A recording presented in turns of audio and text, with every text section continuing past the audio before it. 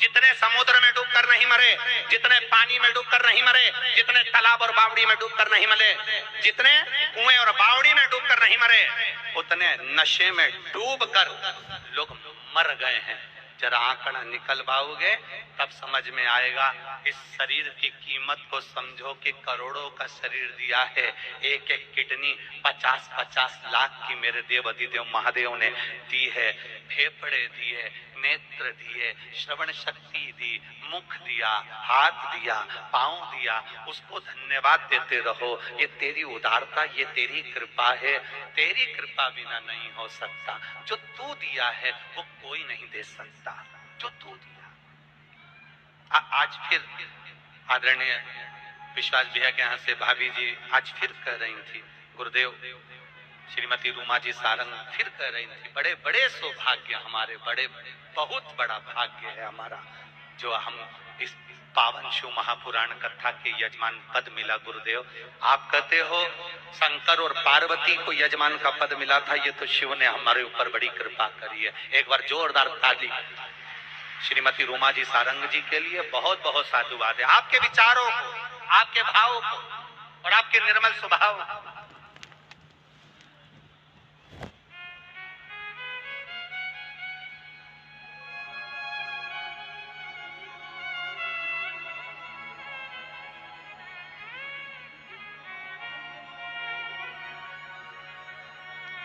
एक बात और कहना चाहते हैं, कहीं भाभी बैठी है इनका कथा सुनने, रूमा सारंग जी, श्रीमती रूमा सारंग बैठे।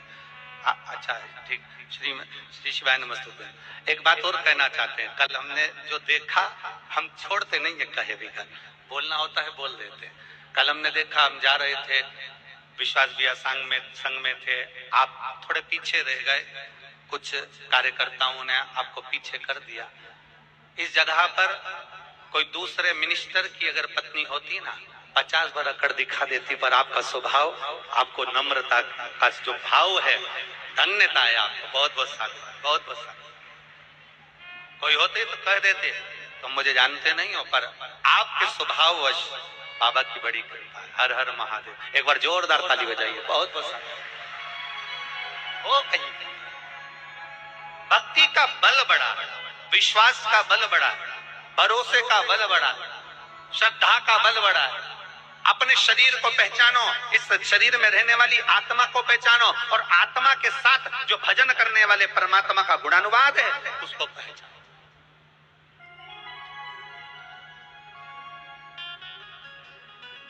पहचानना।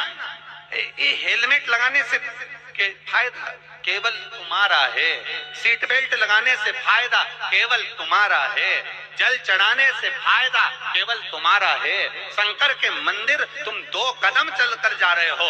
मेरा देव अधिदेव महादेव तुम्हारे दुख की घड़ी में, तुम्हारे कष्ट की घड़ी में, तुम्हारे तकलीफ की घड़ी में कोई खड़ा हो ना खड़ा हो, पर मेरा महादेव तुम्हारे जीते जी भी है और तुम्हारे जाने के बाद भी शमशान में भी वही खड़ा है बेटा, इंतजार में तुम्हारे लिए तत्पर खड़ा हुआ है, तत्पर।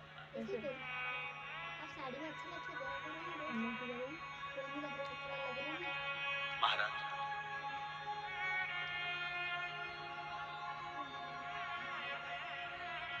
बहुत अच्छे से समझिएगा।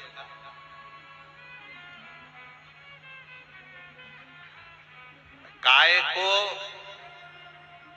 पकड़कर लेकर चलते जाओ, गाय का बछड़ा पीछे पीछे, बोलो बोलो जम के आए। बछड़े को पकड़कर लेते जाओ, गाय पीछे पीछे आएगी। बछड़े के पीछे गाय चलती है, गाय के पीछे बछड़ा चलता है, पति के पीछे पत्नी चलती है, और जल चढ़ाने वाले भक्त के पीछे मेरा भोलेनाथ चलता है। मेरा शंभु, मेरा त्रिकालदर्शी, मेरा कैलाशी, मेरा विनाशी चलता है। एक पत्र और देखिए।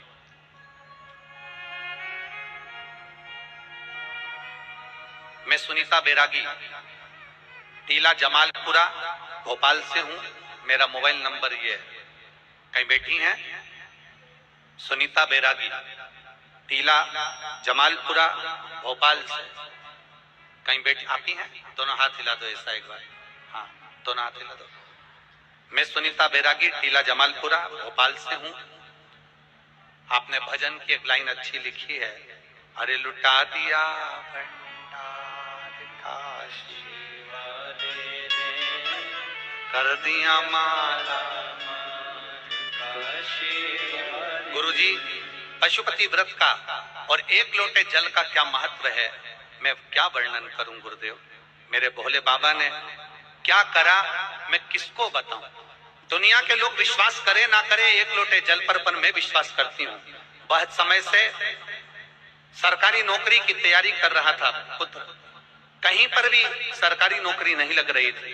तब उससे कहा कि एक बार पशुपति व्रत करो और शिव जी के मंदिर में एक लोटा जल चढ़ाओ, प्रतिदिन चढ़ाओ।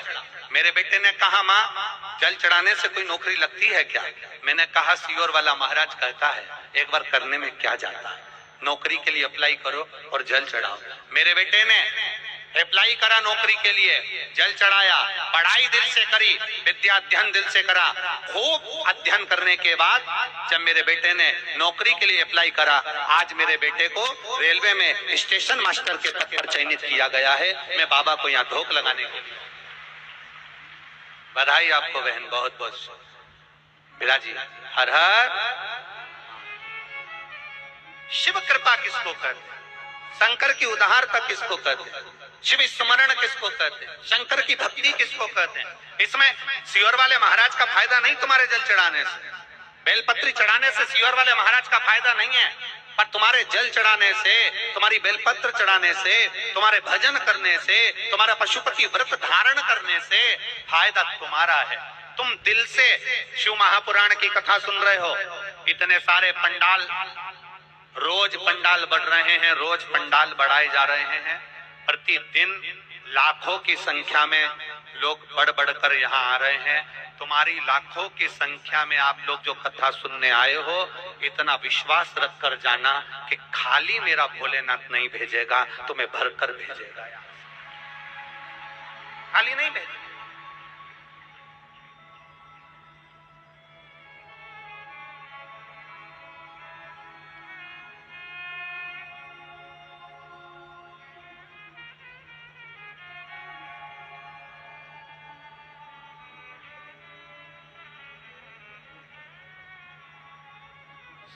भोले मैं तेरी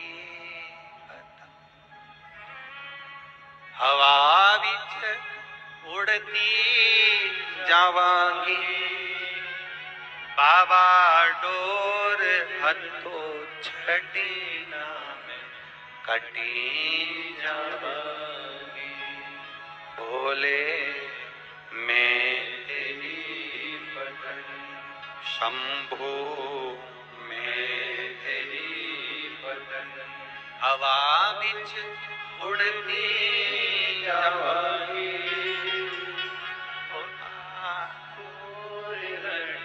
छड़ी ना मैं कटी जावांगी। हवा में तेरी बदन, शंभो मैं तेरी। हमारा भाव, हम भगवान के भजन में जो समय लगा रहे हैं, भगवान के स्मरण में जो समय लगा रहे हैं, वो समय खाली नहीं जाए। पार्वती जी ने शिव जी की आराधना करी थी, माता पार्वती जी ने भगवान शंकर की आराधना करी थी।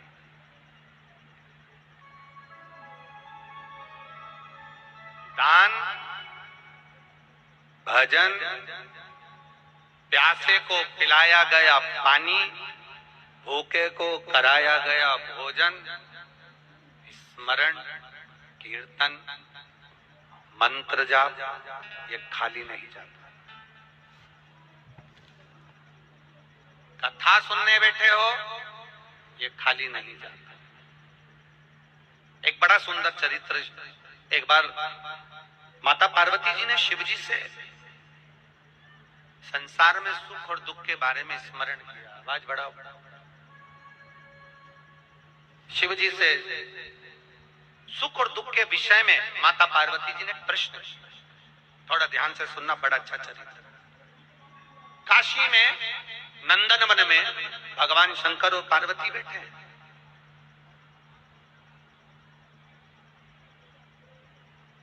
और नंदन वन में जब माता पार्वती और शिव जी बैठे थे तो पार्वती जी ने शिव जी से एक प्रश्न करा कि जीवन में सुख और दुख कितने विचित्र हैं, ये क्यों आते हैं? सुख मिला तो क्यों मिला और दुख मिला तो क्यों मिला? ये माता पार्वती जी ने शिव जी से प्रश्न। शंकर भगवान ने बड़े भाव से इस सुख दुख के चरित्र का वर्णन किया। शिव जी कहते हैं, सुनो पार्वती, मैं तुम्हें एक चरित्र सुनाता हूं। मेरे को नहीं पता था, इसलिए मेरे पापा का मोबाइल से। नंदन वन काशी में बैठे हैं,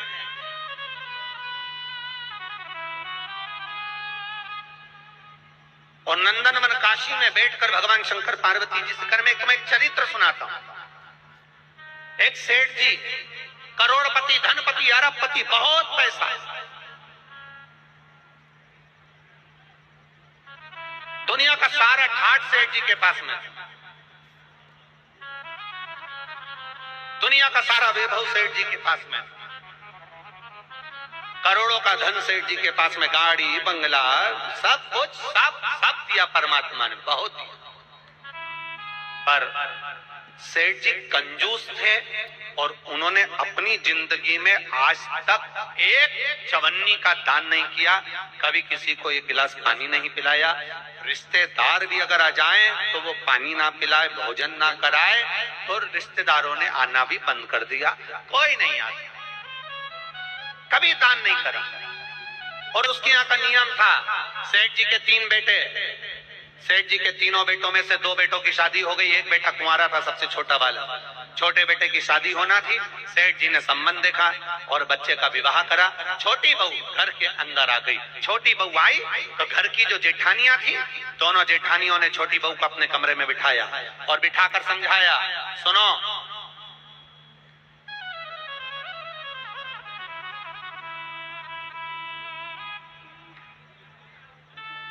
पहले ऐसा नियम था, अब आजकल ऐसा नियम तो नहीं है, पर पहले ऐसा नियम था कि लड़के की शादी होती थी और बहू को लेकर आता था ना, तो अपने खुद के घर में बहू को लेकर बाद में आता था। पहले उसको रुकने की व्यवस्था कोई रिश्तेदार के यहाँ, कोई नातेदार के यहाँ, कोई संबंधों के यहाँ, कोई पहचान वाले के यहाँ, उसको बहू को रखा जाता था। बोलो भोपाल में ऐसा था कि नहीं था? अरे बोलो, जम के तो बोलो, था ना ऐसा?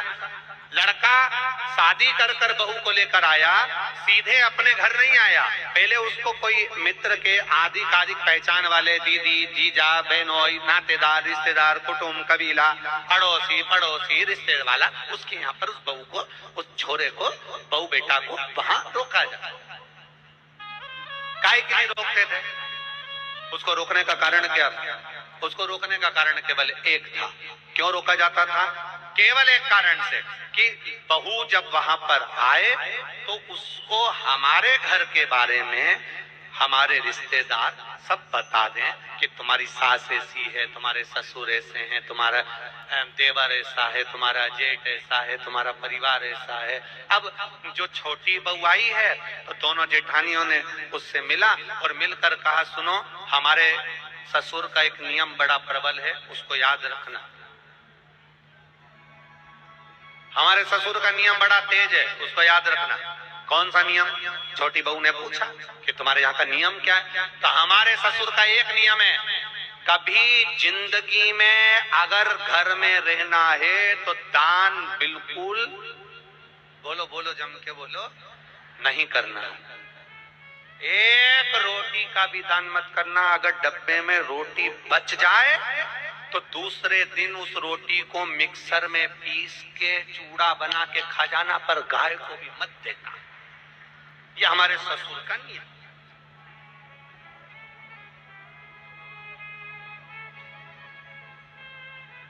मेरा विश्वास कहता है अपने भोपाल की तो ऐसी बहू नहीं होगी और ना ऐसा कोई रिश्तेदार होगा कि रोटी गाय को भी ना दी जाए, कुत्ते को भी ना दी जाए और पक्षी को भी ना दी। एक विश्वास कहता है मेरा, भरोसा कहता है मेरा, और हमारा भरोसा ये कहता है कि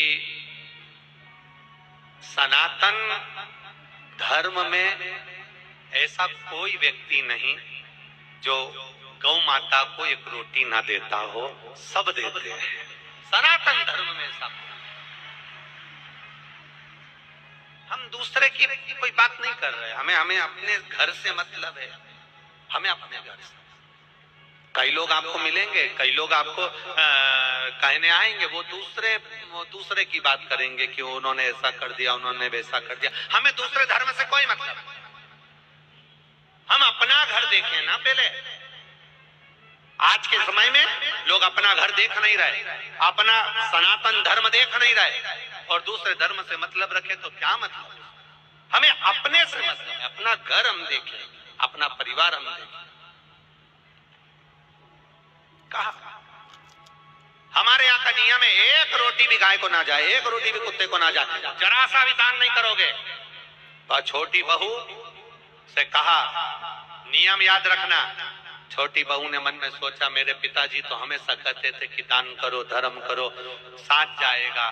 दान करोगे साथ जाएगा, रोटी खिलाओगे साथ जाएगा, किसी को पानी पिलाओगे साथ जाएगा। ये बाकी का तो सब यहीं छूट जाएगा। बाकी का जो तुमने दान धर्म पुण्य करा, कथा सुनी, स्मरण करा, कीर्तन करा, मंत्र जाप करा, दान दिया, यही तो साथ जाएगा। अब इस छोटी बहू के पिताजी ने से ये समझाया था, और ससुर जी कह रहे कि एक अन्न का दान नहीं होना चाहिए, 1 रुपया दान नहीं होना चाहिए। बड़ी ठीक है। जाई विधि राखे राम, वो जम के बोला करो जरा, ताई विधि।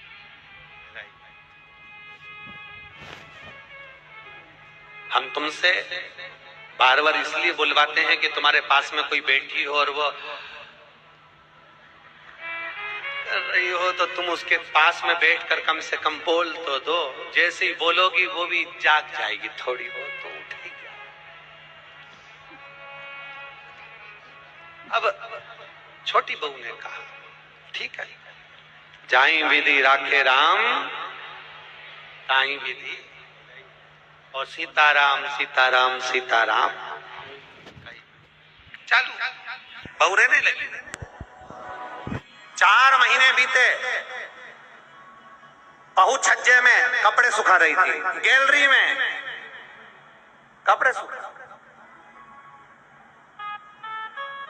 नीचे एक भिखारी आ गया, उसने आवाज लगाई, 3 जन्म से कुछ नहीं खाया है, भूखा हूं, भोजन दे दो। क्या बोला वो? कितने जन्म से? 3 जन्म से कुछ नहीं खाया है, भूखा हूं, भोजन दे दो। बहू कपड़े सुखा रही थी, उसकी आंख में आंसू भर गए। हमारा नियम है, हमारे ससुर का नियम है, दान नहीं कर सकते। अब बोलूं तो बोलूं क्या? छोटी बहू अपने पिता के संस्कारों को छोड़ ना पाई, और ऊपर कपड़े फटकते फटकते, कपड़े को जब पानी से निचोड़ते हैं, निचोड़ कर सूखने डालते हैं, एक बार फटक देते हैं। फटकने का मतलब ये होता है कि पानी झड़ जाए से मतलब नहीं होता। फटकने का मतलब ये होता है उसमें जो सल है वो अच्छे हो। फटका, और फटकते समय तार पर गैलरी में कपड़ा डालती डालती बोली,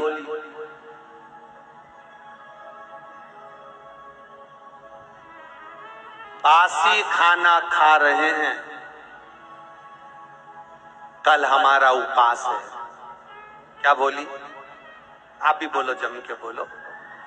बासी खाना खा रहे हैं, कल हमारा उपवास है। इतना भिखारी ने सुना और भिखारी चले गए। अब भिखारी तो चले गया, पर नीचे जो कुर्सी डाल के अखबार पढ़ रहा था, कौन? जम के बोलो, ससुर। बस उसने सुन लिया। अच्छा हुआ तुमने ससुर बोला हो, नहीं तो एक जगह कथा कर रहे थे, उन्होंने कह दिया एक भिखारी तो चले गया पर नीचे जो कुर्सी डाल के अखबार पढ़ रहा था, तो लोगों ने कह दिया वो भी। भोपाल के लोग एक बात तो है इस मामले में समझदार बहुत है,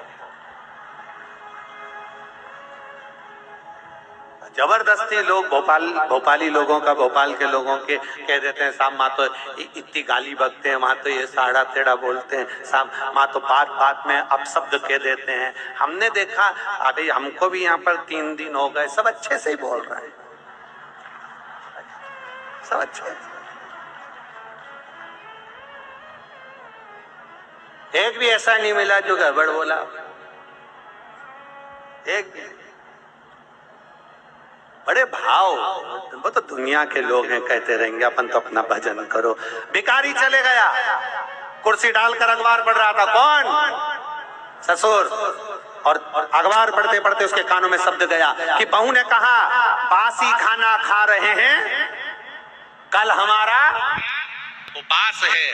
भिखारी तो गया, ससुर को क्रोध आ गया और ससुर को गुस्सा आया, बताओ कल की आई बहू 4 महीने नहीं हुए, इसको कौन सा बासी खाना खाने को दे दिया और कौन सा इससे उपास करवा दिया?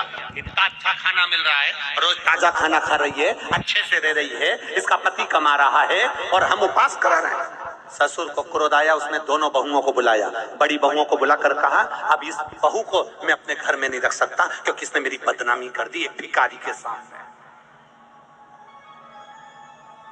मेरी बदनामी कर दी है भिखारी के सामने।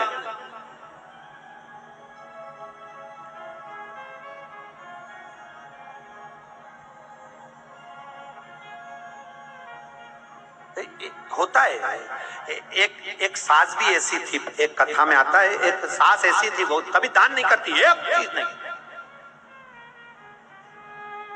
कुछ नहीं दान करी, और पड़ोसी के यहाँ बैठी थी और उसकी बहू बड़ी धर्मात्मा थी, वो पड़ोसन के यहाँ बैठी थी। भिखारी आया, भिक्षा मांगते मांगते इसके घर गया, बहू से कहा भिक्षाम देही, बहू ने तुरंत उठाकर एक कटोरी आटा भरकर उसको दे दिया। अब ये भिक्षा मांगते मांगते पड़ोसन क्या गया, ये भी वहीं होटले पे बैठी थी सास में। इतने में तुरंत सास ने वहां पर आवाज लगाया, भिक्षुक ने माता भिक्षाम देही, तो पड़ोसन ने भी उसको भगा दिया। तो इसने जो यहाँ बैठी थी पड़ोसन, इसने पूछा क्यों, वो 3रे नंबर के घर पर गए थे क्या? हाँ। कुछ दिया क्या? हाँ। क्या दिया? 1 कटोरी आटा। इसने इतने में भिखारी का हाथ पकड़कर बुढ़िया लेकर अपने घर गई और बहू को बुलाया, बहू, ए बहू। बहू आई, क्या है माँ? तूने भिखारी को 1 कटोरी आटा दिया? हाँ। किससे पूछ के दिया? किसी से नहीं, अपना घर है, दान करना चाहिए। इतने में सास को गुस्सा आया और भिखारी से कहा, भिक्षुक से कहा तुमने मेरे घर से आटा लिया? हाँ। वापिस दो।